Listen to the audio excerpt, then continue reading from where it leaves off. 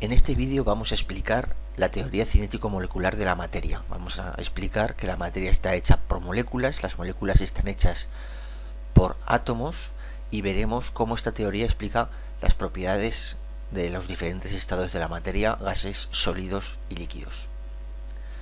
Vamos a ver de qué está hecha la materia. En principio, la materia es todo aquello que tiene masa y ocupa un volumen. Estas dos propiedades tienen que darse para que una cosa sea considerada como materia. Se define, por otro lado, como sustancia a cada uno de los tipos diferentes de materia. Podemos tener materia hierro, materia músculo, materia madera, etc. Los estados de la materia son tres. Tenemos el estado sólido, en este caso vemos sal de cocina, el estado líquido, tenemos agua, y el estado gaseoso, donde vemos aquí el aire. Vamos a ver qué explica la teoría molecular. Vemos aquí un vaso de agua. Este vaso de agua, que en principio la observamos limpia y cristalina, la podemos ir aumentando con un microscopio, nos podemos ir acercando cada vez de una manera más potente y al final prácticamente no veríamos absolutamente nada. Sin embargo, si tuviéramos un microscopio imaginario que nos permitiera tener millones y millones de aumentos, veríamos poco a poco que la materia agua está hecha de algo que tiene este aspecto. Vemos unas pequeñas motitas que entre ellas dejan hueco. Todas estas motitas, que se llaman moléculas, estarían moviéndose unas con otras, deslizándose unas sobre otras, explicando la propiedad de fluir que tiene el líquido agua. Si nos acercamos más, veríamos cómo están hechas, cómo se ve mejor cada una de estas moléculas. La vemos cada vez más grande, y aquí vemos una molécula de agua, una molécula de agua, una molécula de agua, y todas unidas. Es decir, la parte más pequeña de agua, que sigue siendo agua, sigue siendo este objeto de aquí, que es una única molécula de agua. Aquí tendríamos la molécula de agua más ampliada y aquí más amplia. Cada uno vemos que está formada de tres cosas: una bola roja, o que representamos con una bola roja, y dos cosas que la representamos con una bola blanca. Cada una de estas cosas se denominan átomos. Esto es un átomo de oxígeno, esto es un átomo de hidrógeno y esto es un átomo de hidrógeno. Por lo tanto, la molécula de agua tiene dos átomos de hidrógeno y uno más grande de oxígeno. Entonces, ¿de qué está hecho este vaso de agua? Pues el interior de este vaso de agua, el agua contiene aquí, hay más o menos 6.4.692.222 trillones de moléculas de agua que estarían contenidas aquí. Es decir, estamos hablando de una cosa pequeñísima, ya que estamos hablando de que prácticamente hay 7 cuatrillones de moléculas de agua en este vaso. Aquí tenemos la molécula de agua individualizada con un átomo de oxígeno y 2 de hidrógeno, por lo tanto la fórmula es H, que representa el hidrógeno, 2 porque hay 2, O de oxígeno, que representa el oxígeno. Esta es la fórmula del agua. Y aquí tenemos los 3 átomos separados. Lo mismo ocurre con el amoníaco. Si nosotros compramos una botella de amoníaco, veríamos con un microscopio que permitiera millones y millones y millones de aumentos, que un litro de amoníaco, que sería el contenido de esta botella, tiene 31 cuatrillones de estas moléculas de aquí. Estas moléculas de aquí, que tienen un átomo, que aquí está representado de azul, que es de nitrógeno, que por eso se escribe con la letra N, y 3 átomos blancos representados por la letra H, porque es hidrógeno, y por lo tanto la fórmula de la molécula es NH3. Aquí tenemos los átomos individualizados. Como es líquido, estas moléculas estarían todas juntas, desordenadas y moviéndose unas sobre otras. ¿De qué está hecha la sal? Bueno, aquí vemos que en un gramo de sal hay aproximadamente 10.306 trillones de moléculas de sal. Si nos acercamos a la sal, veríamos este aspecto. Si lo vemos con un microscopio normal, veríamos que los granitos de sal tienen en general formas geométricas más o menos con aspecto de cubo, lo cual, como veremos ahora, no es casual. Si aquí lo vemos con un microscopio electrónico de barrido, veríamos que todavía se ve mejor esta forma de cubo. Y si nos fuéramos acercando cada vez más, cada vez más, cada vez más, empezaríamos a ver que está constituido por moléculas hechas de dos cosas, que son cloro y sodio. Cloro y sodio. Pero a diferencia del caso anterior en el cual estaba líquido, ahora todos estos átomos de cloro y sodio, si los vamos aumentando, vemos que están perfectamente ordenados, es decir, no ocupan cualquier posición en el espacio, sino que están formando una red geométrica donde existe una simetría en forma de filas, columnas, en fin, que esto está bastante ordenado. Esto es precisamente lo que va a diferenciar los sólidos de los líquidos. Estas cositas negras que se ven aquí son huecos, es decir, son espacios donde no hay nada. Y esto sería la molécula, digamos, si queremos llamarla así, la molécula de sal, que sería un átomo de cloro y un átomo de sodio. Aquí lo tenemos, cloro, sodio, y los átomos de cloro y sodio por separado. ¿Y qué pasa si estamos hablando de un gas? Bueno, pues aquí vemos que en un litro de gas, en este caso estamos hablando de gas butano, hay unos 26.888 trillones de moléculas. Las moléculas tienen este aspecto, pero ahora nos tenemos que fijar en que las moléculas están separadas, no están en contacto unas con otras, y en principio se estarían moviendo a bastante velocidad chocando unas con otras. Si nos vamos acercando, observamos mejor el aspecto que tiene estas moléculas y nos podemos fijar cómo esta molécula tiene 4 átomos que están representados en gris, que son átomos de carbono, y luego tiene 1, 2, 3, 4, 5, 6, 7, 8, 9, 10 átomos de hidrógeno. Aquí hay uno que no se ve porque está en la parte de atrás, y aquí hay otro que no se ve porque está en la parte de atrás. Entonces esta sería la molécula de butano, que como tiene 4 átomos que están representados de color gris, que son de carbono, sería C4, la C significa carbono, y como tiene 10 átomos de hidrógeno sería H10. Entonces la fórmula de la molécula de butano es C4H10, y aquí tenemos los átomos de carbono individuales y los átomos de hidrógeno individuales. ¿Y de qué está hecho el aire? Bueno, pues el aire está hecho también de moléculas. La única diferencia con respecto al anterior de butano es que aquí hay moléculas de diferentes clases.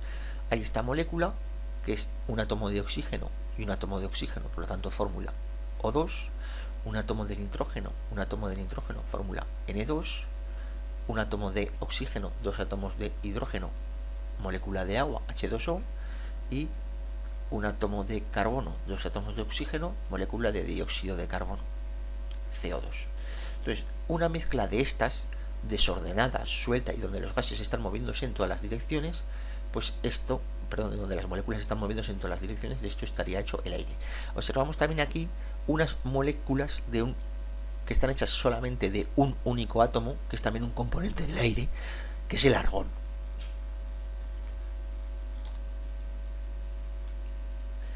Una de las cosas que nos tiene que quedar claro es que entre molécula y molécula no hay absolutamente nada. Es decir, aquí no hay aire, no hay más moléculas, no hay nada. Es decir, la teoría cinética molecular dice que entre las moléculas de las diferentes sustancias o entre las moléculas de una misma sustancia no existe más que espacio vacío.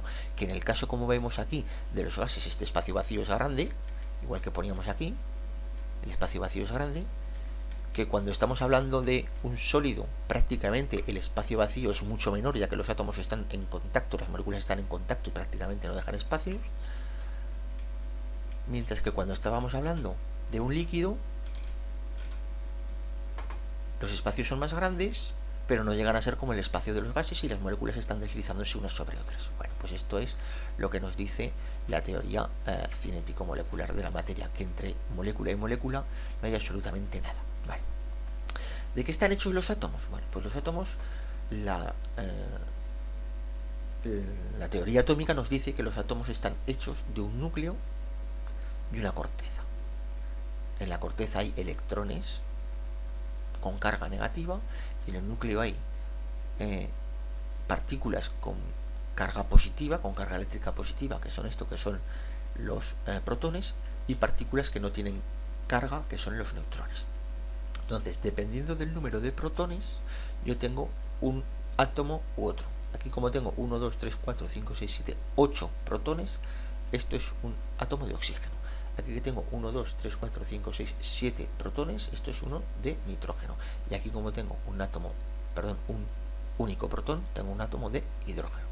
Existen 107, 108 tipos diferentes de átomos. Entonces, ¿de qué estaría hecha la molécula de agua? Pues la molécula de agua estaría hecha de un átomo de hidrógeno, otro átomo de hidrógeno, un átomo de oxígeno bastante más grande. La fórmula es H2O y vemos aquí la constitución interna de cada uno de los átomos.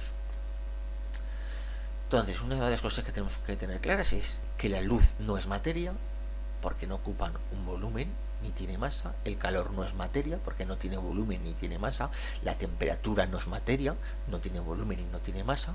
Y repito, materia es todo aquello que tiene masa y ocupa un volumen. Vamos a pasar ahora a explicar los estados de la materia. Los estados de la materia son 3. Aquí tenemos agua en los 3 estados: agua en estado sólido, agua en estado líquido y agua que hay por aquí, que es agua en estado gaseoso. Esto no es agua en estado gaseoso, esto es agua en forma de pequeñas gotitas de estado líquido. Bueno, vamos a ver el comportamiento de los gases. Los gases se difunden para ocupar todo el espacio del recipiente que los contiene. Aquí tenemos recipiente donde se ha introducido gas cloro de color verdoso y por lo tanto el gas cloro intenta ocupar todo el volumen del recipiente. No se queda en el fondo ni en forma de piedrecita, se queda ocupando todo el espacio.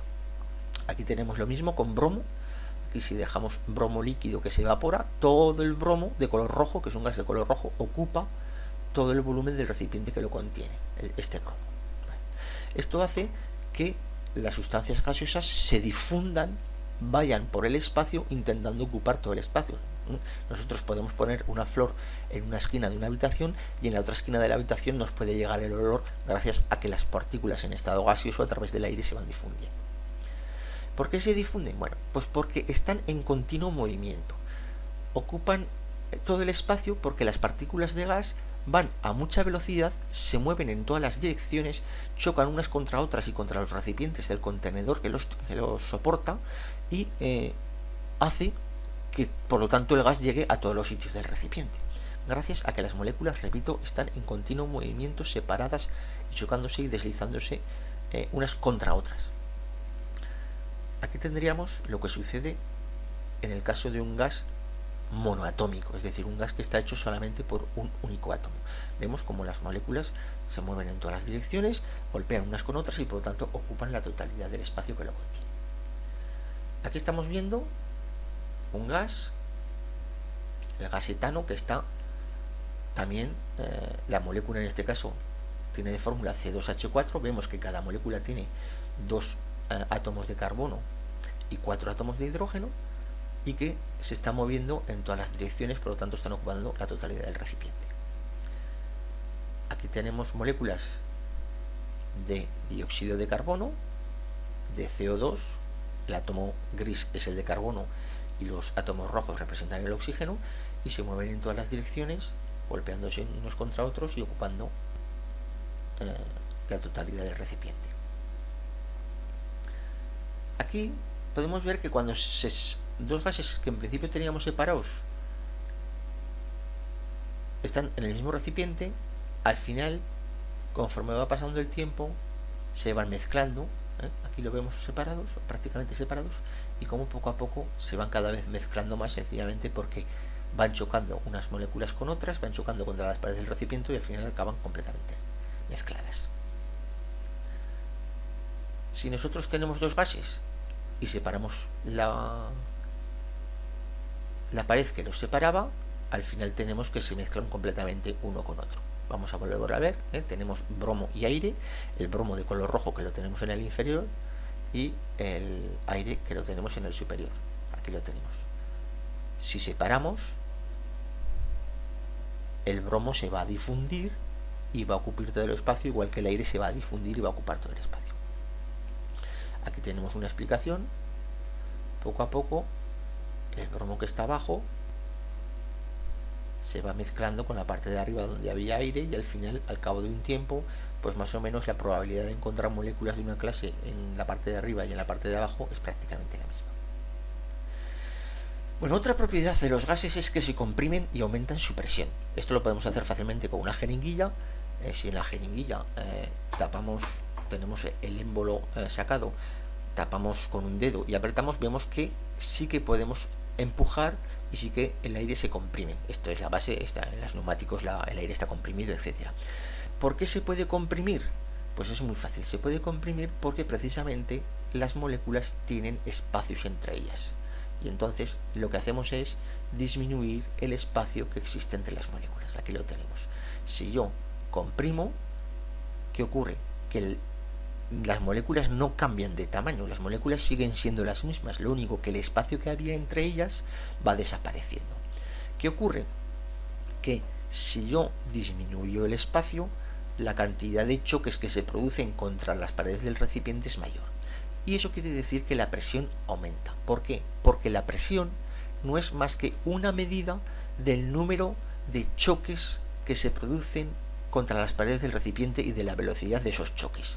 Entonces, si yo disminuyo el volumen, no les queda más remedio a las partículas que chocar más veces contra las paredes del recipiente. Y por lo tanto, si a un gas le disminuye el volumen, aumenta su presión. Aquí lo tenemos.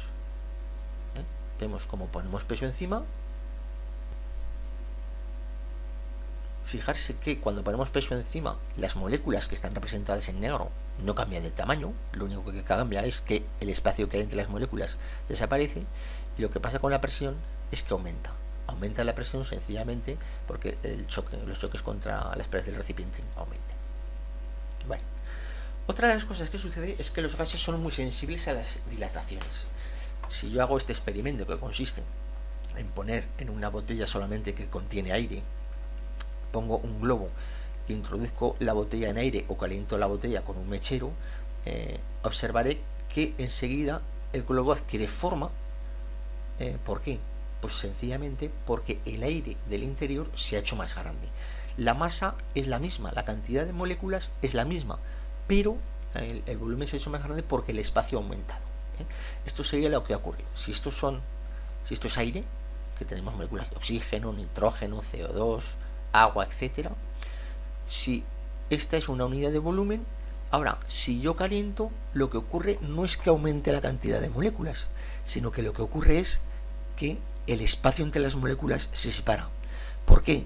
Porque las moléculas se mueven más deprisa, y al moverse más deprisa intentan ocupar más espacio. Porque siempre que aumento la temperatura, como ya veremos más adelante, siempre que aumento la temperatura, la velocidad de las moléculas aumenta. ¿Qué ocurre? Que entonces, al separarse más las moléculas, pues ocupa un volumen mayor.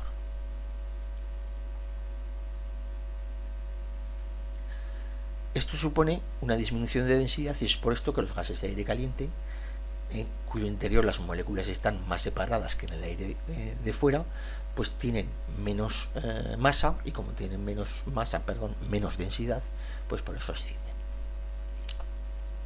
Cuando sube la temperatura de un gas en un recipiente cerrado, también aumenta la presión. Si yo tengo este experimento de aquí, cojo un bote, le pongo calor y empiezo a calentar, ¿qué ocurre? Que sus moléculas van a moverse más deprisa. ¿Por qué se mueven más deprisa? Porque les doy calor, porque aumenta su temperatura. Como aumenta su temperatura y van más deprisa, chocan más veces contra las paredes del recipiente. Y como chocan más veces contra las paredes del recipiente, aumenta la presión. Aquí tendríamos el esquema con baja temperatura, aquí tendríamos el esquema con alta temperatura, que se mueven las mismas moléculas con más velocidad. Por lo tanto, mucho más probable que haya más choques contra las paredes del recipiente y además a más velocidad, con lo cual la presión aumenta. Acabaremos explicando el comportamiento de los líquidos. Bueno, los líquidos se caracterizan porque tienen la forma del recipiente que los contiene y no tienen forma fija, por lo tanto. Vemos aquí cómo se adaptan a cualquier forma de cualquier recipiente, y las moléculas están juntas pero con una unión muy débil entre ellas. El resultado es que pueden deslizarse unas sobre otras y por lo tanto tener el comportamiento que tienen típicamente los líquidos, que es el de fluir. Se puede fluir porque las moléculas pueden deslizarse unas sobre otras.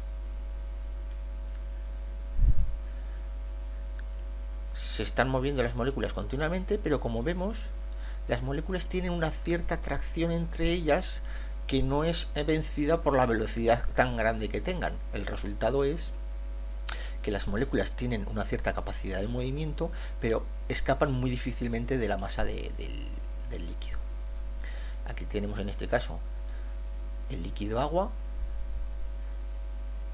Vemos cómo interaccionan a veces las moléculas unas con otras y cómo se deslizan estas moléculas de agua entre sí. Los líquidos, a diferencia de los gases, no se comprimen. Ya hemos visto antes que los gases se podían comprimir, los líquidos se pueden comprimir, pero muy poco, muy poco. A todos los efectos se pueden considerar que prácticamente son incomprimibles. Esto se emplea precisamente para hacer sistemas hidráulicos, ya que, por ejemplo, si yo tengo esta jeringuilla y aprieto en esta jeringuilla y esto está lleno de líquido, pues sencillamente esta jeringuilla se subirá. Si estuviera llena de aire, podría yo apretar aquí mucho y aquí prácticamente no moverse, porque lo que haría el aire sería comprimirse. Entonces, sistemas hidráulicos como estos que tienen aquí, que funcionan con aceite, pues son empleados en muchas máquinas tecnológicas que empleamos hoy en día. ¿Por qué ocurre esto? Pues como decíamos, si ahí tenemos agua, moléculas de agua, y aquí tenemos moléculas de aire, cuando yo aprieto puedo disminuir la distancia entre las moléculas de aire, pero no puedo disminuir la distancia entre las moléculas de agua porque ya están prácticamente tocándose. Los líquidos se dilatan también, pero se dilatan mucho menos que los gases.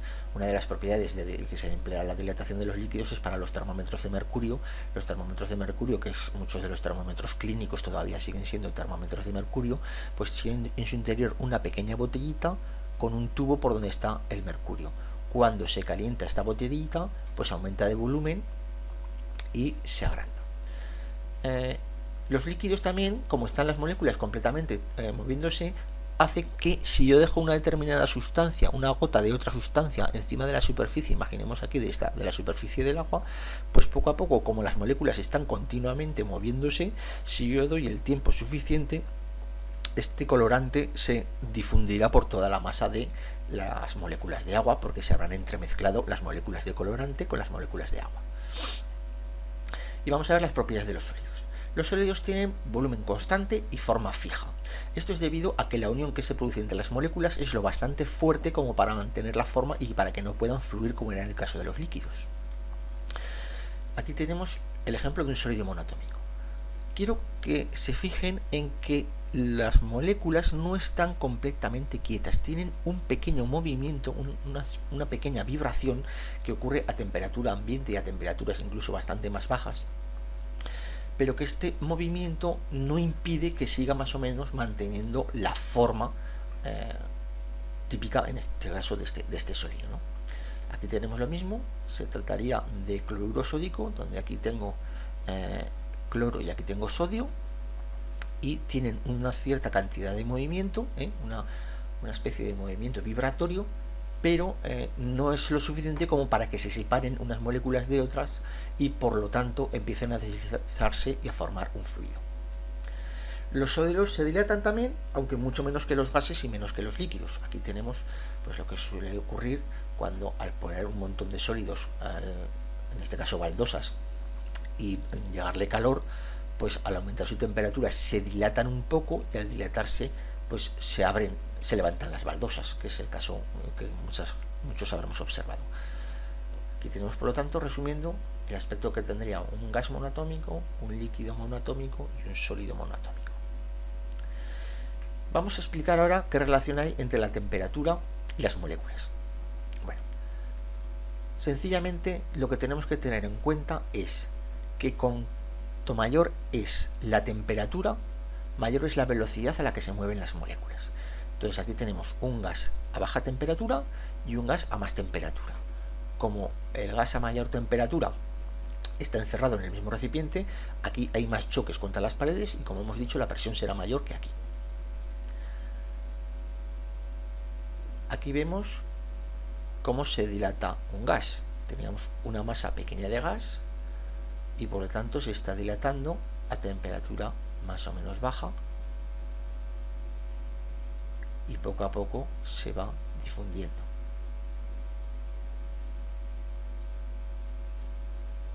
Si sigo aumentando la temperatura, las moléculas se van moviendo cada vez más deprisa, cada vez más deprisa,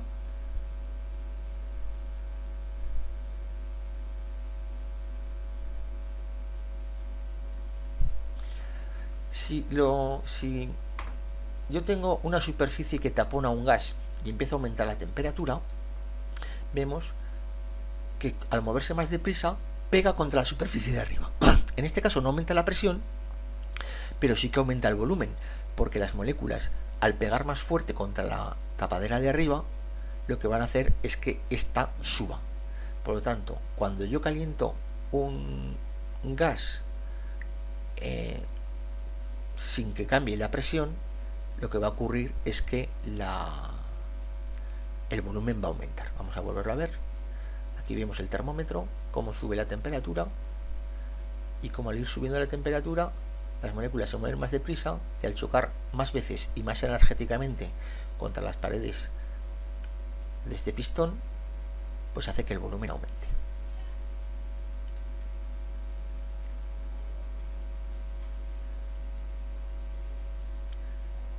Este sería el resumen del efecto de la temperatura en los gases.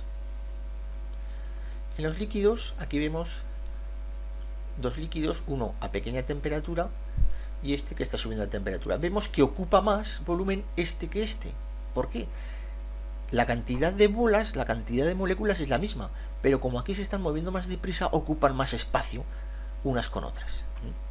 Incluso alguna va saltando y es posible, como veremos en el tema siguiente, que algunas tengan la suficiente energía como para llegar a escaparse. Pero bueno, en todo caso podemos ver baja temperatura, alta temperatura. Aquí vemos una gota de líquido que lo estamos calentando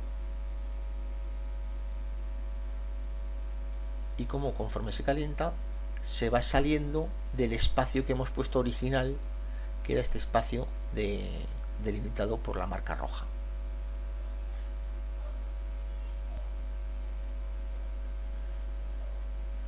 Y aquí tenemos un sólido. Como vemos, esto ya es un sólido porque aquí las moléculas están más o menos quietas y ordenadas, y aquí tenemos el sólido a más temperatura. Seguimos viendo que las moléculas no se salen prácticamente de sus posiciones. Lo que pasa es que como tienen un movimiento vibratorio mucho más intenso, ocupan un volumen algo mayor. No excesivamente mayor, pero sí algo mayor que el que tenían originalmente cuando la temperatura era más baja. Vemos aquí este sólido que lo vamos calentando. Cada una de estas moléculas o átomos, porque en este caso la molécula coincide con el átomo, se va moviendo más deprisa.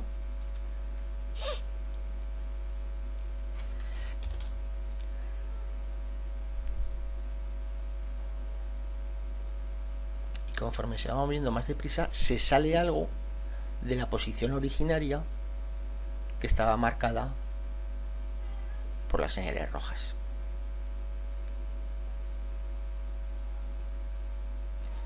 Obsérvese que ya empieza a dar la sensación de que si hubiéramos calentado hubiera pasado a líquido.